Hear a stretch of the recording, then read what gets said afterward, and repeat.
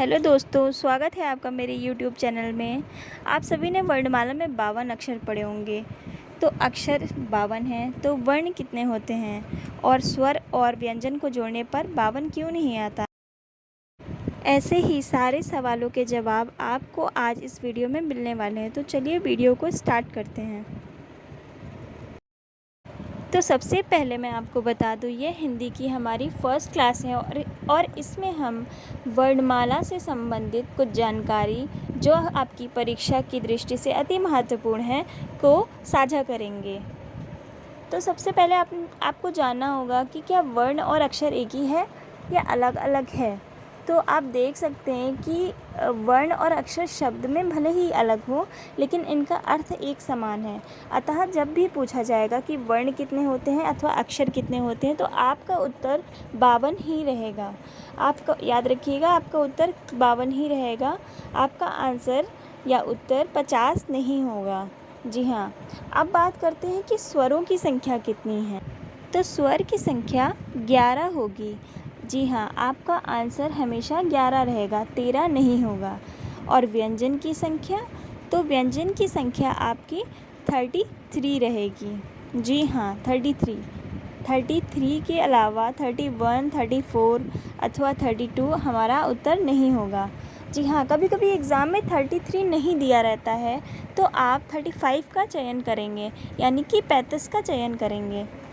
I hope friends, अब आपको clear हो गया होगा कि हमारी वर्णमाला में स्वर की संख्या और व्यंजन की संख्या कितनी मानी गई है। अब सवाल आता है कि वर्णमाला के 52 अक्षरों को हम याद कैसे करें।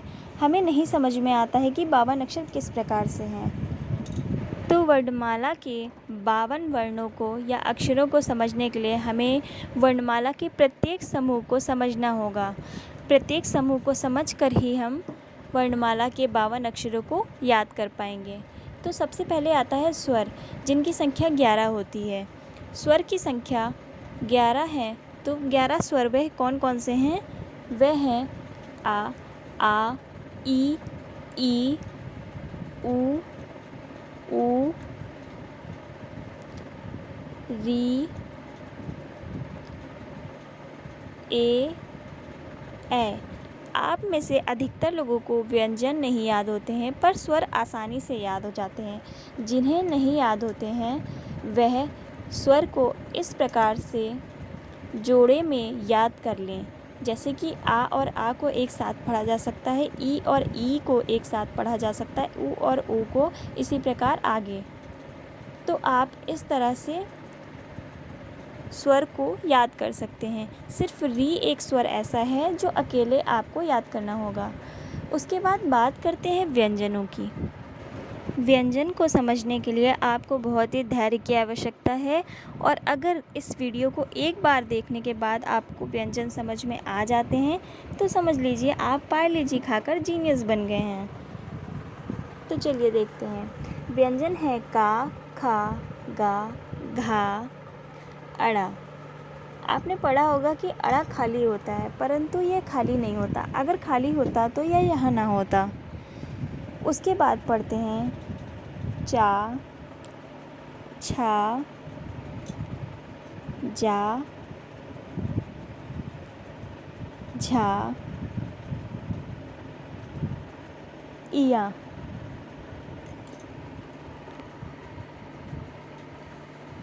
उसके बाद थर्ड रो हमारी होती है टा से शुरू होती है। इसे हम टा वर्ग भी बोल सकते हैं, और ऊपर दिए गए रो को का वर्ग, चा वर्ग भी बोल सकते हैं। तो टा, ठा, डा, ढा। उसके बाद अड़ा। आप मुझे कमेंट करके बताइएगा कि इस अड़े का यूज़ हम कहाँ और किस शब्द में कर सकते हैं। उसके बाद पढ़ते हैं ता वर्ग के अक्षर ता, था, दा, धा, ना। और उसके बाद हमारा 5 का अंतिम ग्रुप होता है पा, फा,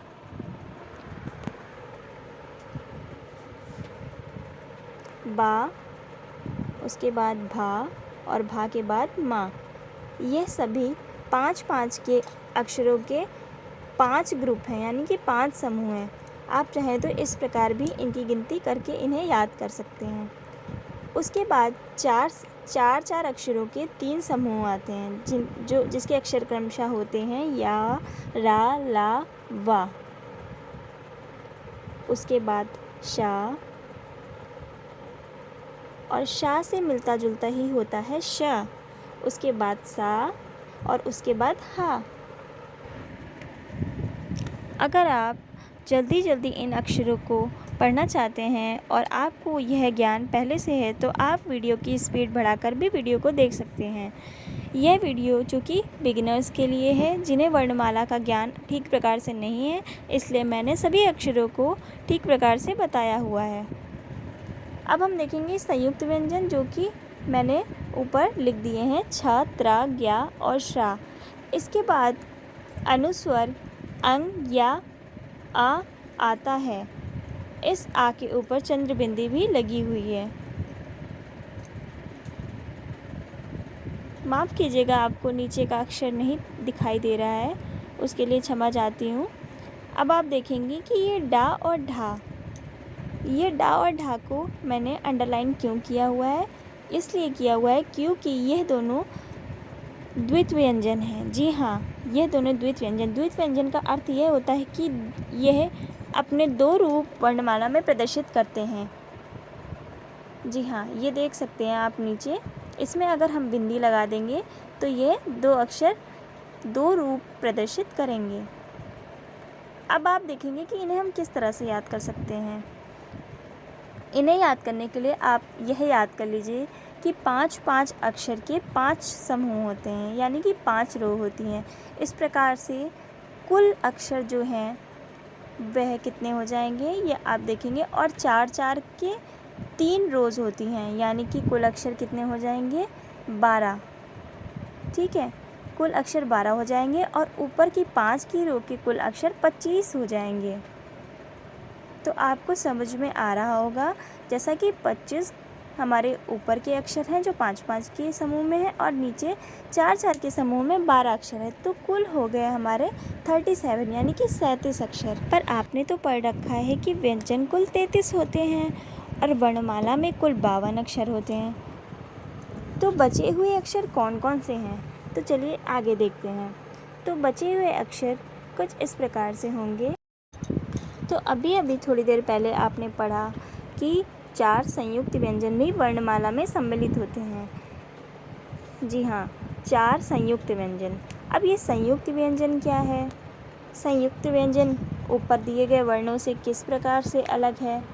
तो संयुक्त व्यंजन वह व्यंजन होते हैं जो कि 2 वर्णों या 2 अक्षरों के संयोग से बनते हैं। जी हाँ, यह एक अकेला अक्षर नहीं है, इसे हम इसीलिए संयुक्त व्यंजन कहते हैं। देखने में इसीलिए मैंने इसे भिन्न दिखाने के लिए बड़ा और मोटे अक्षरों में लिख दिया है।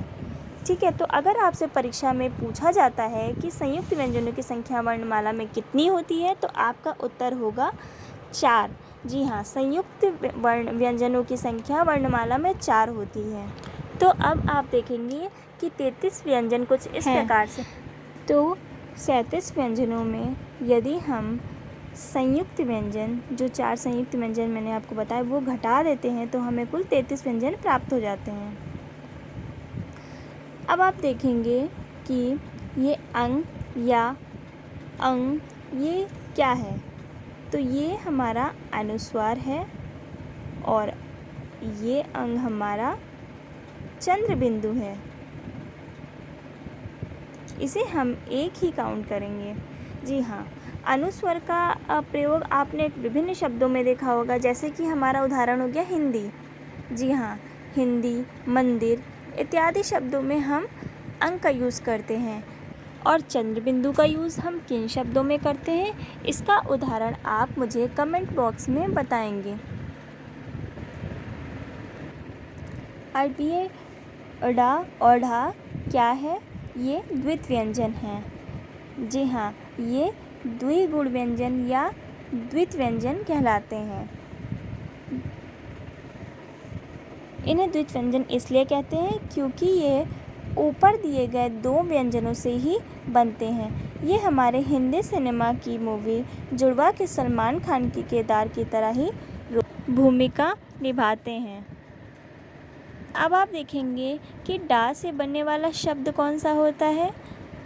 डा से डलिया और डमरू, और ढा से बनने वाला शब्द ढक्कन होता है।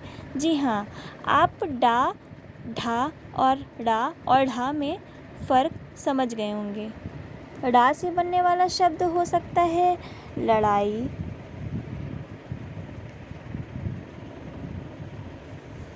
और ढा से बनने वाला शब्द हो सकता है पढ़ाई, कढ़ाई इत्यादि। आपको लड़ाई और पढ़ाई में फ़र्क समझ में आ रहा होगा। बहुत से लोग डा और ढा में फ़र्क नहीं कर पाते हैं, परंतु यह अंतर आपके सामने है। तो चलिए शुरू से हम एक बार इस कंटेंट को रिवाइज़ कर लेते हैं। तो आपने पढ़ा होगा कुल वर्ण 52 होते हैं, कुल स्वरों की संख्या 11 और कुल व्यंजन 33 होते हैं। अब हम देखेंगे कि स्वर 11, और अगर 52 में से 11 घटा देते हैं तो हमें 41 प्राप्त होता है, परंतु हमने तो 33 ही व्यंजन पढ़े हैं।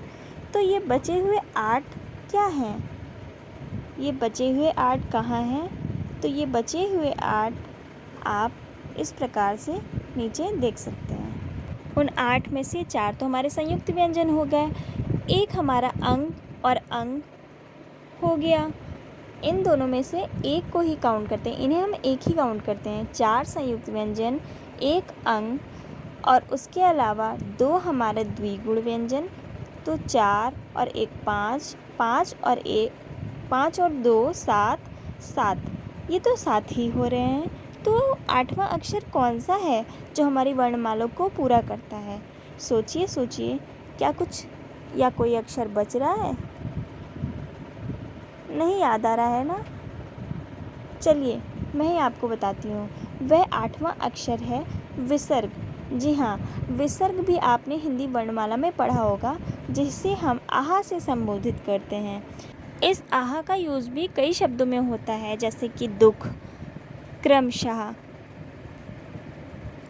इस आहा के लगने पर हम आहा के साथ उस शब्द को संबोधित करते हैं। जब इस आहा को हम अपनी वर्णमाला के में जोड़ देते हैं तो हमें कुल स्वर के अलावा 41 वर्ण प्राप्त हो जाते हैं। अब आप वीडियो को पॉज करके एक बार इस टेबल को देख सकते हैं, जिससे आप आसानी से वर्णमाला को समझ सकते हैं, जिसमें स्वर की संख्या 11 होती है, मूल व्यंजन की संख्या 33, संयुक्त व्यंजन 4 होते हैं, द्विगुण व्यंजन 2 होते हैं, अनुस्वर या चंद्र बिंदु 1 होता है, विसर्ग 1 होता है। इन सभी को जोड़ने पर हमें 52 वर्ण प्राप्त होते हैं।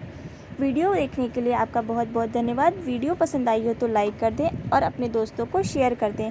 शेयर करना इसलिए आवश्यक है क्योंकि हमारे भारत की राष्ट्रभाषा हिंदी है, इसलिए कोई भी नागरिक हिंदी भाषा के ज्ञान से वंचित ना रह सके।